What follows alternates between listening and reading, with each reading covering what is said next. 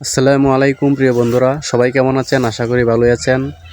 তো এই নতুন বছরের জন্য সবাই আমরা সেই মহান রব্বুল আলামিনের কাছে শুকরিয়া আদায় করি যে আমরা আবারও একটা নতুন বছর পেয়ে গেলাম এবং অনেকে পায় নাই। দু এক দিনের ব্যবধানে বা এক মাসের ব্যবধানে অনেকে চলে গেছেন, এই নতুন বছরটা দেখতেও পারেন নাই।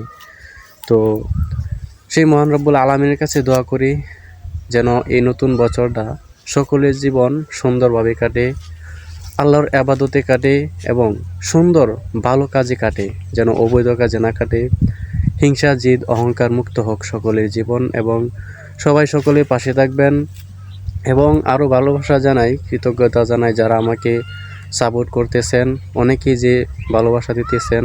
তো আপনাদের কাছে অনেক অনেক কৃতজ্ঞ রইল আর এবং সেই মহান রব্বুল আলামিনের কাছে সকলের জন্য দোয়া রইল এবং সবাই সবাইকে সাপোর্ট করবেন। তো ভালো থাকবেন, সুস্থ থাকবেন।